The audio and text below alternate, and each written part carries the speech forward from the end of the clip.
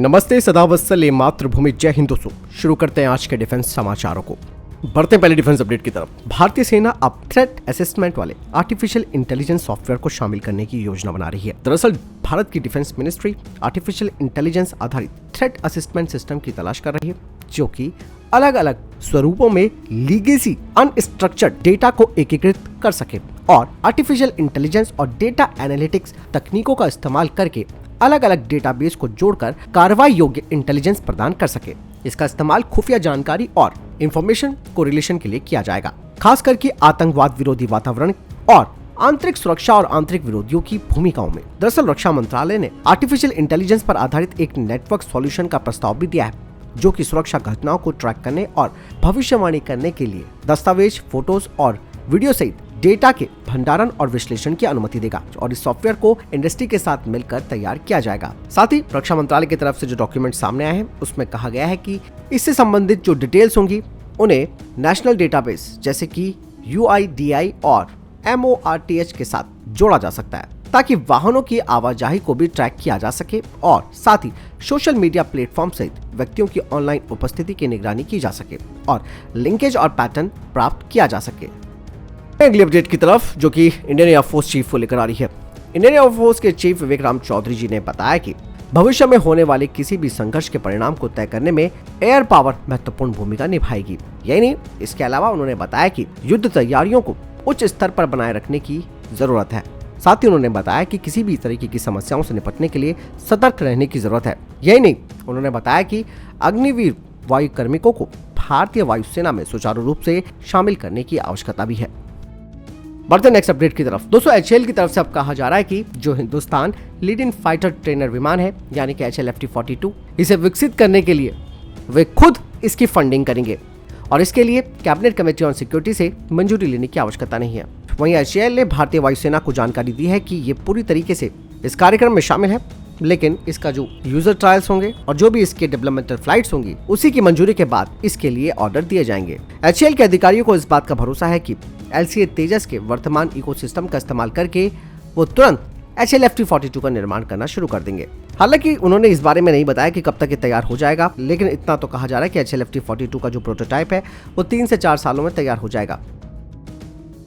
बढ़ते अगले अपडेट की तरफ। दरअसल डिफेंस एक्विजिशन काउंसिल ने 155 millimetre 52 calibre mounted gun system की खरीद को मंजूरी दे दी है, जिसे कि भारतीय सेना के लिए खरीदा जाएगा और इसे बाय इंडियन कैटेगरी के तहत लिया जाएगा। डॉक्यूमेंट्स के अनुसार ये जो माउंटेड गन सिस्टम है उसका वजन 30 टन तक होना चाहिए और इसकी मैक्सिमम फायरिंग रेंज 38 किलोमीटर यानी कि 38 किलोमीटर से ज्यादा होनी चाहिए और ये ऑल इन सर्विस जो 155 mm का एमुनिशन है उसे फायर करने में सक्षम होना चाहिए। वहीं दोस्तों मैं आपको बताना चाहूंगा, जो DRDO की ATAGS पर आधारित माउंटेड गन सिस्टम है उसके यूजर असिस्टेड फायरिंग ट्रायल्स होने वाले हैं और ये एक प्राइम कंटेंडर बना हुआ है 814 माउंटेड गन सिस्टम प्रोग्राम के लिए।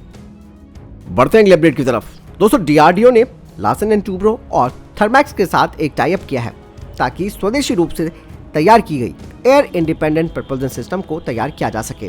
दोस्तों मैं आपको यहाँ पर एक चीज और बताना चाहूंगा, जो पहली स्कॉर्पियन क्लास की सबमरीन INS कलवरी है वो 2024 में रिफिट के लिए डॉक पर आ जाएगी और इस दौरान सबमरीन का जो हल है उसे काटा जाएगा ताकि इस पर AIP सेक्शन को जोड़ा जा सके और इसके कई लेवल्स पर टेस्ट किए जाएंगे ताकि इस सिस्टम का फुल प्रूफ इंटीग्रेशन किया जा सके। वहीं दोस्तों जो फ्रांस का नेवल ग्रुप है वो इस AIP डिजाइन का सर्टिफिकेशन करेगा। इसके अलावा नेवल ग्रुप भी 6 कलवरी क्लास सबमरीन में AIP सिस्टम को लगाने में मदद करेगा। बढ़ते हैं अगले अपडेट की तरफ। दोस्तों DRDO की aeronautical development agency technology cum investment partners को ढूंढ रही है, जो कि AMCA twin engine midweight stealth fighter jet का एग्जीक्यूशन और डेवलपमेंट कर सके, ताकि ये जो प्रोग्राम है वो आसानी से चलता रहे। यही नहीं दोस्तों, एरोनॉटिकल डेवलपमेंट एजेंसी ने इंडियन प्राइवेट सेक्टर कंपनीज के लिए भी दरवाजे खोल दिए हैं, जिससे कि वे AMCA के डेवलपमेंट और मैन्युफैक्चरिंग कर पाएंगे। यही नहीं, AMCA का जो क्रिटिकल डिजाइन रिव्यू है उसके पूरा हो जाने के बाद एरोनॉटिकल डेवलपमेंट एजेंसी इसके लिए अतिरिक्त फंड के अप्रूवल के लिए कैबिनेट कमेटी ऑन सिक्योरिटी के पास जाएगी और अप्रूवल मिलने के बाद 4 सालों का और वक्त लगेगा पहले एयरक्राफ्ट को बनने में। वहीं एरोनॉटिकल डेवलपमेंट एजेंसी 10 साल के एक रोड मैप को भी तैयार करेगी, जिसमें कि पहले 5 प्रोटोटाइप्स और फ्लाइट टेस्टिंग होंगी। बढ़ते अगले अपडेट की तरफ। दोस्तों FOC स्टैंडर्ड तेजस मार्क 1 एयरक्राफ्ट एरो इंडिया 2023 में प्रदर्शित किया जाएगा और इसका स्टैटिक डिस्प्ले दिखाया जाएगा, जिसमें कि स्वदेशी 110 किलोमीटर अस्त्रा मार्क 1 मिसाइल इसके साथ लगी होगी। आपको मैं बता दूं कि अस्त्रा मार्क 1 मिसाइल का फ्लटर और कैपेटिव फ्लाइट ट्रायल्स पूरे हो चुके हैं तेजस मार्क 1 से, और जल्द ही इसके डेवलपमेंटल ट्रायल्स किए जाएंगे। आपको बता दें कि अस्त्रा मार्क 1 एक स्टैंडर्ड BVR मिसाइल होगी, जिन्हें कि अपग्रेडेड तेजस मार्क 1A पर भी लगाया जाएगा, जिनकी डिलीवरी फरवरी 2024 से होगी।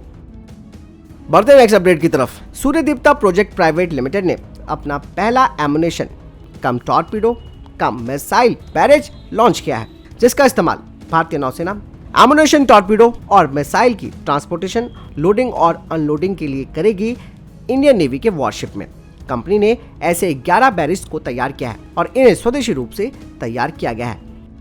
बढ़ते हैं अगले अपडेट की तरफ। दोस्तों, कल एक डिफेंस अपडेट में मैंने आपको बताया था कि यूक्रेन में अशोका लीलैंड के ट्रक देखे गए थे। दरअसल दोस्तों, यूक्रेन में जो ये अशोका लीलैंड के ट्रक देखे गए थे, उन्हें यूक्रेन के पूर्व राष्ट्रपति और अरबपति पेट्रो पोरोशेंको ने दान दिया था। यूक्रेन के पूर्व राष्ट्रपति ने 3 ट्रक निर्माताओं के द्वारा बनाए गए यूटिलिटी ट्रक को दान किया, जिनमें अक्टूबर 2022 के आसपास अशोका लीलैंड द्वारा बनाए गए ट्रक भी शामिल थे। आपको मालूम है कि अशोका लीलैंड के स्टैलियन ट्रक भारतीय सेना में काफी लोकप्रिय सैन्य ट्रक हैं और लगभग 60 से 70 हजार ट्रक भारतीय सेना में एक्टिव हैं। दोस्तों, अशोका लीलैंड के स्टैलियन के जो लेफ्ट हैंड ड्राइव संस्करण है, उसे कुछ देशों में ब्रिटिश ट्रक निर्माता लीलैंड के द्वारा बेचा जाता है, जिनकी भारतीय कंपनी के साथ कुछ प्रकार की भी साझेदारी है। बढ़ते अगली अपडेट की तरफ। दोस्तों, पाकिस्तान की अर्थव्यवस्था दिवालिया के दहलीज पर पहुंच चुकी है। ऐसे में लगातार इंटरनेशनल मॉनेटरी फंड से वो लोग बातचीत कर रहे हैं और हाल ही में एक टीम भी IMF की पाकिस्तान पहुंची और 10 दिनों तक लगातार इनके बीच में बातचीत चली। ऐसे में अब दोस्तों, पाकिस्तान को $1.1 बिलियन की सहायता के लिए जो इंटरनेशनल मॉनेटरी फंड की शर्तें थी, उन्हें मानने पर पाकिस्तान को मजबूर होना पड़ गया है। इस बारे में खुद पाकिस्तान के वित्त मंत्री ने जवाब दिया है। आपको बता दें कि अब पाकिस्तान की सरकार को 170 अरब रुपए का राजस्व जुटाने के लिए टैक्स बढ़ाना होगा और दूसरे राजकोषीय उपायों को उन्हें लागू करना पड़ेगा और विदेशी मुद्रा के एक्सचेंज रेट को बाजार के हिसाब से तय किया जाएगा। वर्तमान में पाकिस्तान की सरकार ने डॉलर के मूल्य को तय करने वाले लोअर सर्किट को भी खत्म कर दिया है। इसके अलावा पेट्रोल शुल्क बढ़ाने की सरकार की मौजूदा प्रतिबद्धताओं को भी पूरा किया जाएगा। 1 मार्च और 1 अप्रैल को हर बार डीजल शुल्क 2 बार 5 रुपए प्रति लीटर बढ़ाया जाएगा। पाकिस्तान गैस से जुड़ा कोई सर्कुलर डेब्ट नहीं लेगा। इसके अलावा सब्सिडी को भी कम किया जाएगा। यानी कि दोस्तों, भारी भरकम शर्तें थोपी गई हैं पाकिस्तान के ऊपर इंटरनेशनल मॉनेटरी फंड के द्वारा और अब पाकिस्तान को पैसे के लिए इन शर्तों पर राजी होना पड़ा है। बढ़ते नेक्स्ट अपडेट की तरफ। चीन की लगातार बढ़ती गतिविधियों को नाकाम करने के लिए अब भारत सीमावर्ती क्षेत्र से खासकर कि नेपाल के बॉर्डर पर अपनी परियोजनाओं को, जो कि ढांचागत परियोजनाएं होती हैं, उन पर बड़े पैमाने पर इन्वेस्टमेंट करने की रणनीति तैयार कर चुका है और इस रणनीति से भारत चाइना को एक करारा जवाब भी देगा।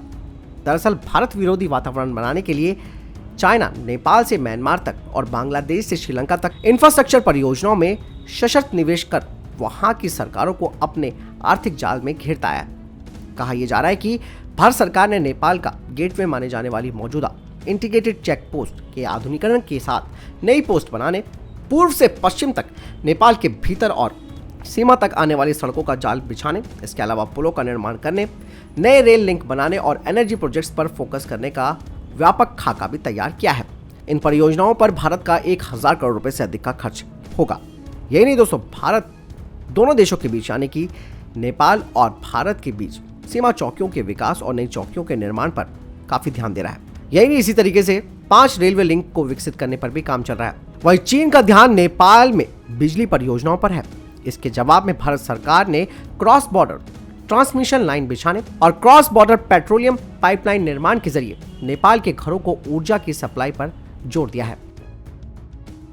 बढ़ते अगले अपडेट की तरफ। हाल ही में चाइना की एक नई चाल का खुलासा हुआ है। कहा यह जा रहा है कि चाइना ने 13 अफ्रीकी देशों की पहचान की है जहां पर चीन अपना मिलिट्री बेस खोल सके। और आपको मालूम है कि जिबूती में चाइना पहले ही अपना ओवरसीज मिलिट्री बेस ऑपरेट कर चुका है। हालांकि चाइना दावा करता है कि जिबूती का बेस केवल लॉजिस्टिक जरूरतों के लिए है, लेकिन पिछले साल वहां पर चीनी नौसेना के युद्धपोतों को देखा गया था। ऐसे में दुनिया भर के कान खड़े हो गए थे।